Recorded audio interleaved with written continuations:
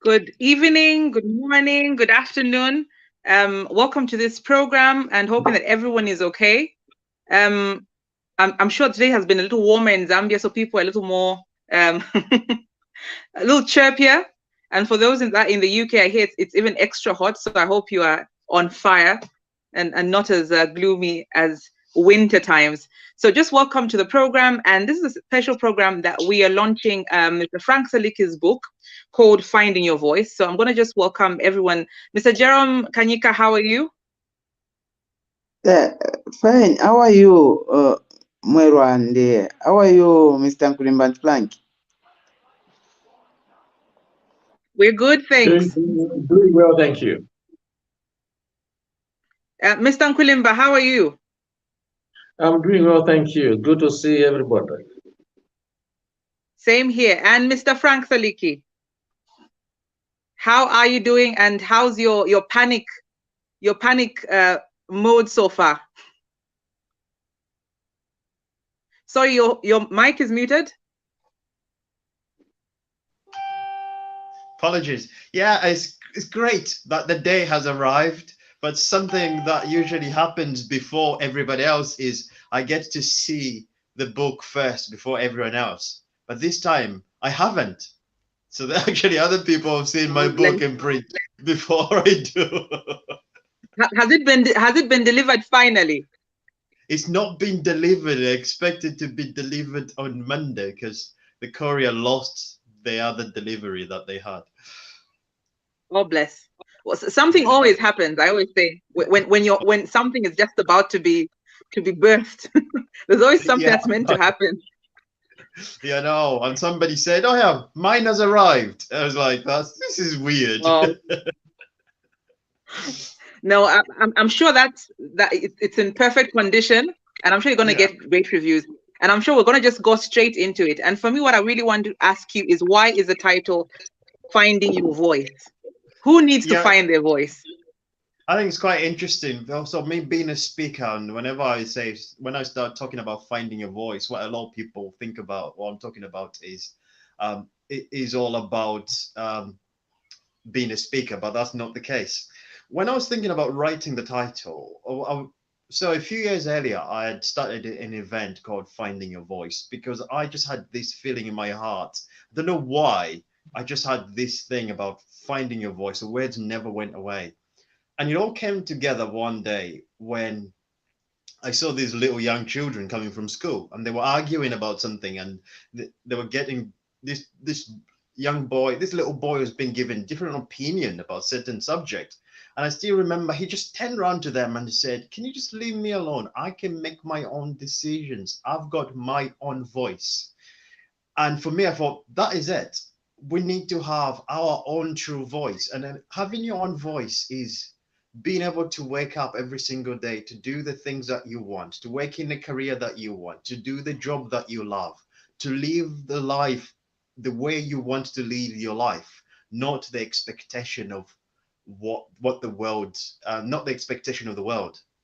So in the introduction, I talk about all the things that people talk about happiness.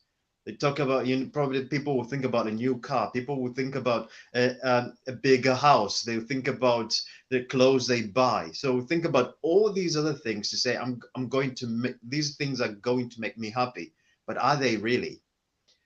And the most important point is how we use our past to benefit. So for me, I was always a kid who struggled to fit in. It was always difficult. I was bullied from day one of primary school, which I talk about. So I struggled to find a place in the world that I could call my own. I struggled to find the real me. And one thing I talk about is all the difficult experiences I went through and what they've actually taught me. So instead of focus on what they took away from my childhood, I focus on what they actually gave me and how I can use them today. Okay. And I'm equally interested to know, because I know that the Zambian market is so infused with motivational material. I mean, if you go to anybody's home and you look at their library, there are all these motivational type of books. And some people are for it, some people are not for it, because obviously people have different tastes. But it's interesting. For me, I want to find out, what is it about motivation that you are passionate about?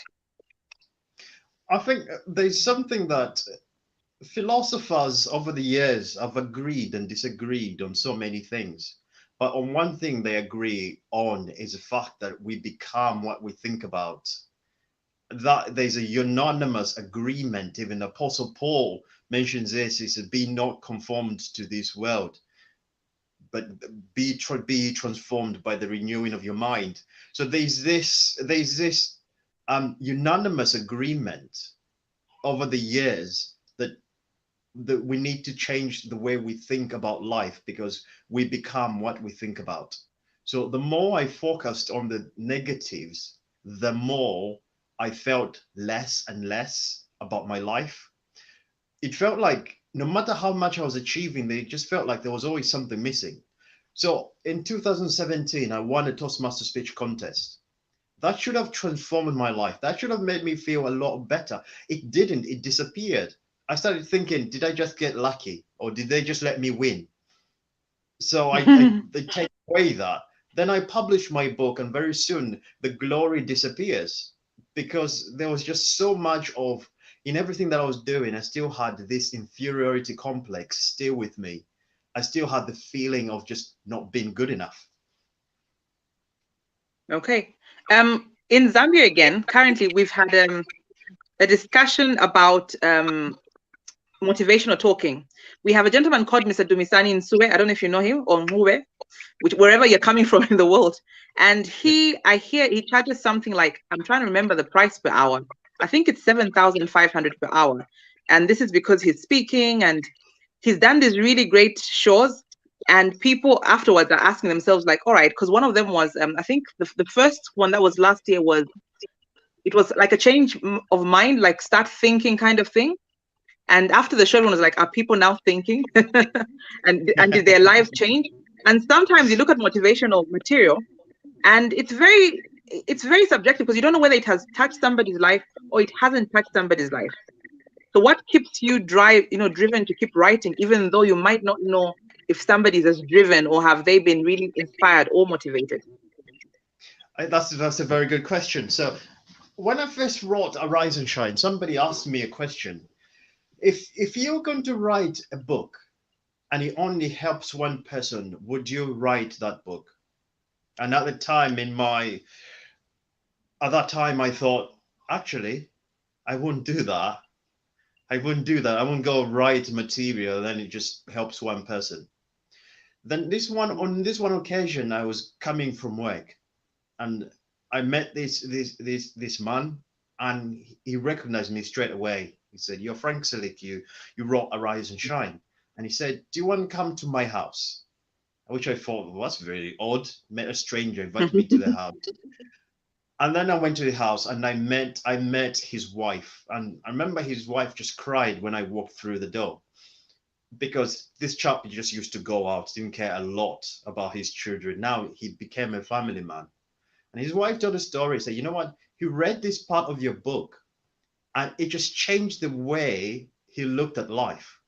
Now, in my book, I didn't even write about how fathers should go back home and look after their family. I didn't write. It left me quite confused, because I thought, which bit did he read that made him think that? But when I went away and said, it's all about that. It's all about how can I contribute to the world and just help one person to see life in a different way. So we can't help all of the people, but in every event, there's always somebody's life that transforms for the better. And for me, that's what keeps me writing. That's what keeps me blogging every week, because it's just that one little message. It's that short video that somebody will listen and think, oh, that rings a bell for me. Okay. I think that leads me straight on to the next question. What parts of the book were the hardest, and what parts of the book were the easiest to write about? I think the hardest part of the book is when I had to relieve the time I was struggling in school. So for me, when I started primary school, I really struggled. I was very slow. So my grade one teacher encouraged all the people to sing this song. So my middle name is Charman. For some reason, I was registered with my middle name. Seriously, people were singing. She encouraged people to sing Saliki Chama, Chi Puva Saliki Chama is Mr. Bean. I was 6 years old, and that was very difficult. And I found that really tough. As when I was writing, I really cried for 6-year-old Frank, because looking back and almost reliving that moment, reliving those emotions where you're starting off into the world and you're isolated straight away. You're anxious going to school every day, and you're not emotionally strong to deal with setbacks and everyone around you. And the one adult that you need for protection in your school is encouraging people to sing the songs. So actually just leaving that moment, that was very difficult that was a very difficult part to write and remember and relieve. Probably I've tried so many times not to go back to that part. and just to go back and almost live in that moment. But it was also a special moment because it felt like I was able to look back at 6-year-old Frank and say, "Don't worry, we are doing fine now. It's fine. It's okay now." Oh, that's great. And then the easiest part? Do you know the easiest part was always the success. The easiest part where when I talked about turning my life up from, so I failed my high school exams and I set a goal to go to university, and I talked about the things that I did. And actually I was quite excited when I was writing that part. It was just seeing the things that I did, how in that difficult moment, how easy I almost made it look. It was almost like a step-by-step thing. Okay, I failed my high school exams. What do I need to do in order for me to go to university? I need to recite that subject, and then I need to do that subject for A levels, and then I need to do that. So it felt like that became like quite easy to deal with. Yeah. I think on a literacy element, I'm going to equally ask, one of the things or the challenges we have, especially with our local writers, is that we find that a lot of them will write the motivational books, and then the content is quite, I loosely use the word plagiarized here out of respect, but it does feel quite plagiarized, especially when it's motivational work. Like you can read a piece of work and you're like, that comes from there, that comes from there, that comes from there. And probably what advice would you be giving to a writer who's equally writing the motivational work? Because a lot of Zambians are writing motivational work. How do you keep your work original and that people can draw something from your work and not have to compare you with any other person? I think if the first of all is finding time to think. So a lot of people don't find the time to think. So the mistake that I've made is you see this all the time. I read something from Tony Robbins. Oh, I'm gonna quote that bit in Tony Robbins' the book. So you got half a page of what Tony Robbins said. But actually being able to explore in what the work that other people have done and see different dimensions to it. So the biggest mistake people make in personal development is feel that everybody in personal development have to agree with each other. So actually it's being able to look at certain things in life. So one thing I talk about in Finding a Voice, people say, don't look back at your past. But actually, I'm saying actually you need to look back at your past. You need to actually look at the things that you've done. That goes against all the grain of personal development. You just don't look back. You look forward, look forward. I'm saying actually look back, see what you've learned, see what you've achieved. Look at your failures, look at your successes, and actually discuss what those events have actually taught you. So it's all about being able to evaluate. Something that I do is you look at big names in personal development. I sit down sometimes, I critique the work and I go, I don't agree with that. I don't agree with that. It's because it's personal development. It doesn't mean we have to agree with everyone. I don't expect people to agree with everything I will say. I've had people write to me and challenge me on certain things that I've written. That's part of life. And that's part of learning. If somebody reads something and they're able to evaluate and say, actually, I don't agree, I don't think that works, and here's a reason why I don't think that's worked, that person is learning, they're growing. So it's not about picking up a book and trying to produce another Brian Tracy book with just Mutali Mlenga written on it. All right. No, thank you so much for that. I'll ask Mr. Nkwilimba to join in. If he has any questions, please, or additions, please join in. Thank you, Mwelwa. First of all, congratulations, Frank, for writing another book. The question that I want to ask you is, is it you finding a voice by writing that book, or are you trying to help other people to find their voices? And another question is, what do you think makes people not to find their voices? Thank you. Thank you very much. So it's a bit of both, and it was an opportunity for me to explore my life. So in 2020, I sat there having experienced another difficult spell in work. And I asked myself, why am I facing those difficult spells after achieving the things that I've achieved? Why is it that certain things just keep coming back? So to answer your question, it was an opportunity for me to find my own voice and also to help other people find their own voices. So what I do in every chapter, I tell a particular story. Then at the end of a chapter, I've got a section that's called the big picture. So I talk about the things that I've learned from that experience, whether it was good or whether it was bad, and how that is serving me or how that can serve me if I use it properly. And then I encourage the readers to also evaluate their lives, evaluate certain experiences to work out how they can serve themselves. And what was the second part to your question? Sorry. The second part is what do you think prevents people from finding their voice? What stops them from finding their voices? I think we're living in a world, in the world we live in, there are expectations. The expectations that are put on by our parents, the expectation put on by our culture, the expectations of things that we need to do. And for a lot of people, they live in that mode where they're constantly thinking about what other people are doing. So they're not focusing on what they can build. They're not focusing on what their talent allows them to do. And some parents are terrible at this. So they'll probably say to their children, no, your brother does that, your sister does that better than you, or your friend passed that and you didn't pass. So it's almost creating this environment where people are constantly looking at what has Mary done? What has John done? Have I done better than John? Have I done better than Mary? Instead of actually focusing on what can I build? What does my talent allow me to do? So for a lot of people, it's this notion of I've got to look at what my neighbor is doing.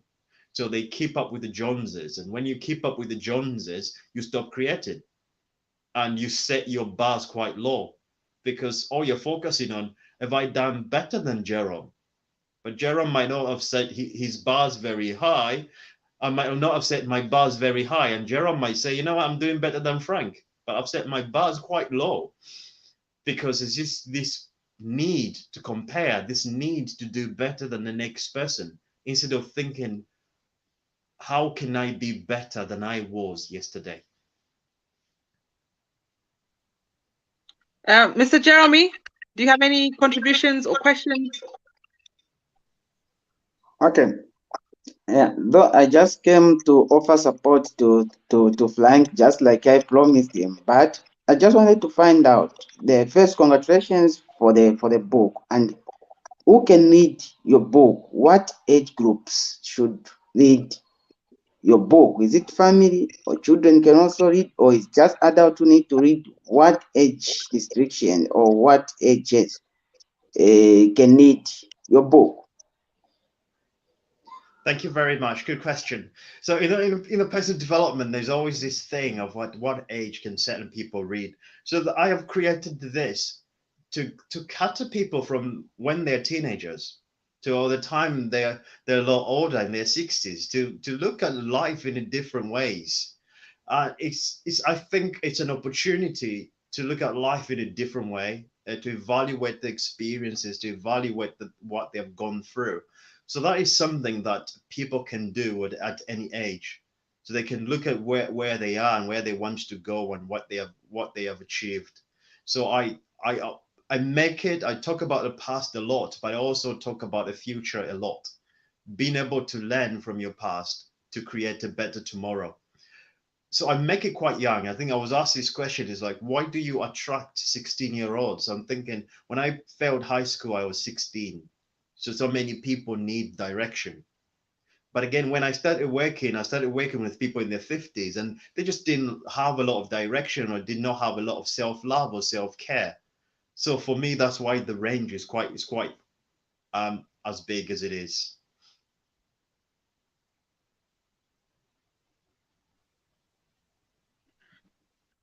Okay, that's a great answer because I think there's always a challenge when we assume that reading is for people that are above a particular age, but I think you are more robust at reading when you're much younger, and the quicker you get some of these lessons in, the better, because especially if they're life lessons. And when you push them, I know I used to see loads of parents who would say, why are you reading this book when you're in high school? You're supposed to read this when you finish high school. And I'll be sat there wondering, so what will I be doing after high school? But that's really a good answer.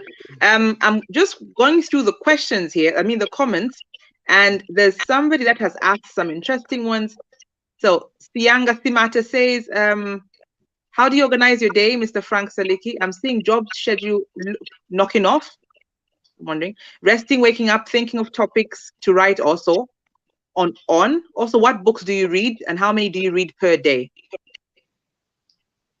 That's a very good question. I think that brings up a very important question, that is time. I get asked this all the time. Where do you get the time to write? So for me, it's always I've created a routine. So I have to be up at 5 o'clock. I have to sit down and write something. Then I leave the house at 8 o'clock. And when I come back again to the evening, I have to read something. I have to write something. I've also got to spend time with my wife and kid as well. And then after they go to sleep, I still stay up and actually do other things. So what I find is when it comes to time, and a lot of people say, how do you make time? It's simply, if you want to make time to do something, you make time to do that particular thing. When you wake up every day, if you ask me what I'm going to be doing every hour of the day till I come home, I will tell you, because I have to plan what I will be doing. I have to know what I will be doing. Too many people just don't know what they do with their time, don't know what they're going to be doing in the day. So it's all about having a clear plan of what you want to do and what you want to achieve at a particular day, and organizing your life around everything that you're going to do, and making sure that you don't miss out on stuff like family, you don't miss out on stuff like friends. Okay. And what books do you read most? Somebody's walking up. Oh, bless. Oh, yeah. Okay, come in. I'm sure everybody's gonna be happy to see you. Hey. Hello, my friend.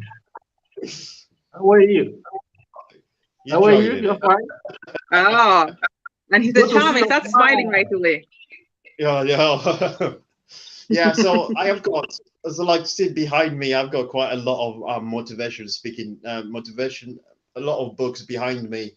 So I read a lot. And my favorite motivational books, probably Tony Robbins, Les Brown. The first book I read before I joined the personal development world was Les Brown. That inspired me to actually write my first book. So I read a lot of Les Brown stuff, and I have a lot of other personal development books that I read. So how often do I read? I read 4 books a month. Okay, that's a good average. If you're not speed reading like I do. Yeah. And another interesting question here by Rogers Lupikisha. He's asking the current, well, I think this is an addition or a comment. It says current motivation speaking seems to have become more of a business and a manipulation of people who are desperate to be successful in the harsh economic weather of the third world. So it seems to be presented as a get rich quickly scheme, which desperate people fall for. I don't know. What do you think about this one? This has been an experience I've had even here, where you hear there's a free event and you turn up and somebody's selling something, and there's that. There are people who use it. There are people who use it as an opportunity to make money for themselves. So that exists. I always say to people, if you hear a motivation speaker say it's a free event, no, there's a catch. because I love people, but I'm not gonna wake up in the morning, travel hundreds of kilometers to go and do a free speech. Not gonna happen. There is always a catch. So what usually happens at events like this is I'm gonna say a lot of nice things to encourage everyone. Everybody's gonna be motivated. They're gonna be quite high. Then I come back and say, oh, I've got this course I'm selling, and I usually sell it at 50,000 kwacha, but for today only, it's only 2,500 kwacha. So you are in that high.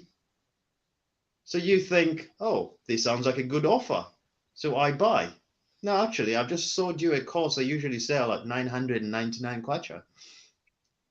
I've sold you a lot higher than I think, but I've told you I sell it a lot more.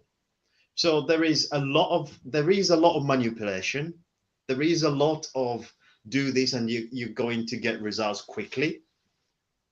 What I say to people is success is not something that come about very easily. Success is something that you work hard for. Success is not something somebody can do a shortcut for you. There are literally no shortcuts to any true success. And if anybody comes and says, do this, and you're going to be successful very quickly, something is wrong there. I think we have to really define what success is. Success is not what you get. Success is who you become.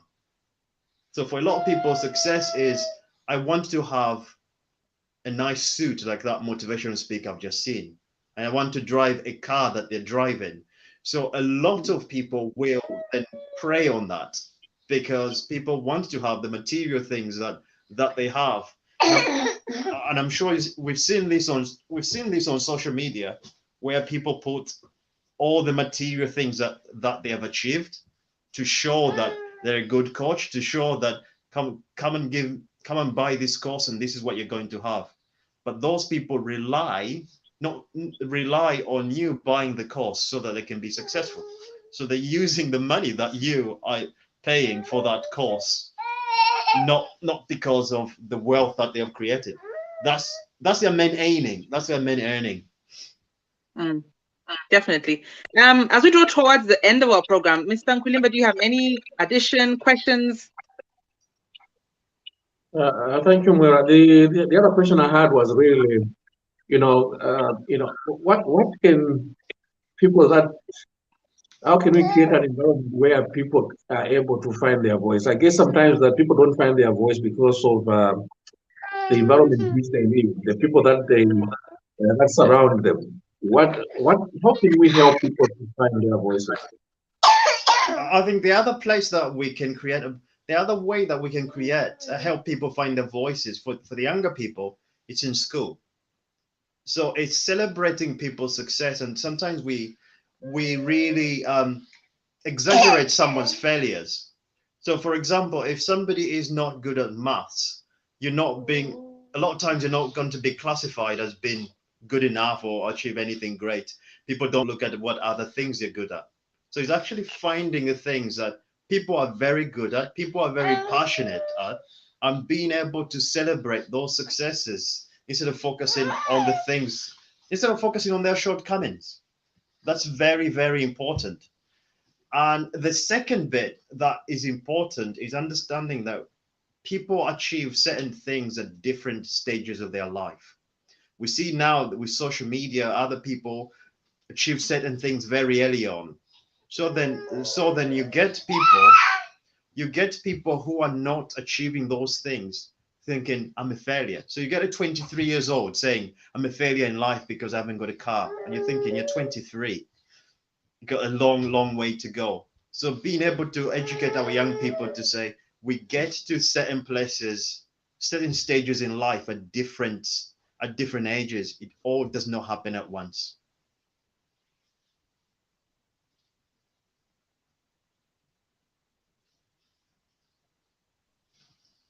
Thank you so much for that. I think one of the important questions that I've seen on the comment section is by Mr. David Simbai. He's asking, how much is it for a signed book?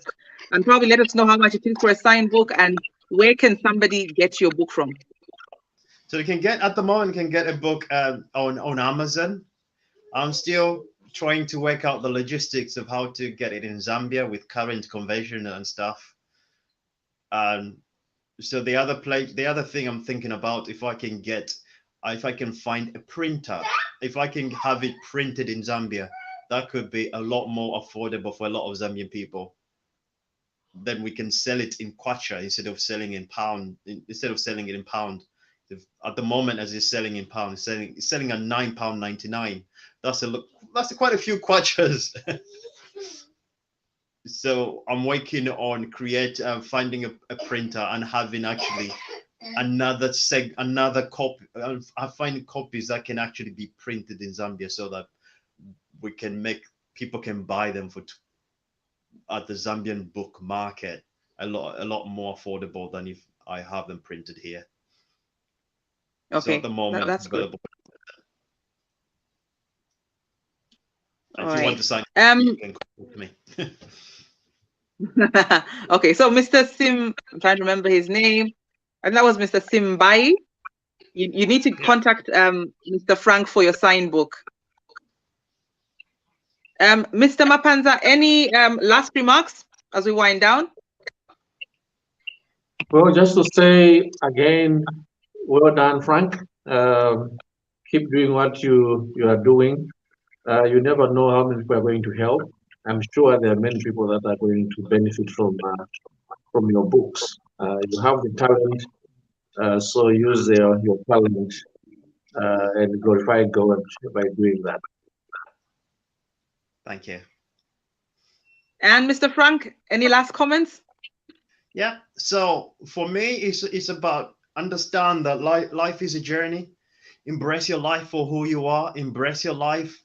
Acknowledge your weaknesses. All of us, we got weaknesses. All of us, there's things that we've not done right in the past. So it's about learning from those experiences and understand that your past has given you so many experiences. Make a decision of how you're going to use them. Am I going to use them to serve me, or are they going to destroy me? What have I learned from that experience? What have I learned from the time I failed that project? What did they teach me about me? And so many, when we look back, we've overcome so much. But when we look back, we don't celebrate what we overcome. We just focus on our shortcomings. So make a decision of how you're going to focus on your experiences and ask yourself, what has my experiences given me? And how am I going? To use them? And remember, finding your voice is not about standing at the rooftop and shouting your voice. Shouting at the top of your voice. Finding a voice is simply quietly waking up every single day and getting on with your life and following your dreams. Thank you so much. And again, like everyone else has said, congratulations on your book. Can't wait to get my hands on it and probably do a good review. I won't be too critical, don't worry. I'm told like it's really critical you do your reviews, but I might be a little biased on this one. So again, congratulations. Thank you. You're gonna be like, you need to go and learn how to write. No, I promise I won't be that critical. So viewers and our listeners, thank you so much for spending this time with us. Encourage you to have a buy, check the book out. You can get it on Amazon. I know that we get Amazon deliveries in Zambia, so just look out for I'm trying to remember the company that we buy through, and the name has gone, but there's a company that you can buy through Amazon in Zambia. And sometimes when just a direct buy, you can get it delivered to Zambia. So just have a look if you can. If not, use the courier address, and that should get your book into Zambia if you want to get the book here in Zambia. If you need a signed copy, get in touch with Mr. Frank Saliki, and I'm sure he'll be able to give you a go ahead and where and how you can get your copy. So thank you again, and have a good night, good morning, and good afternoon. Good night. Good night.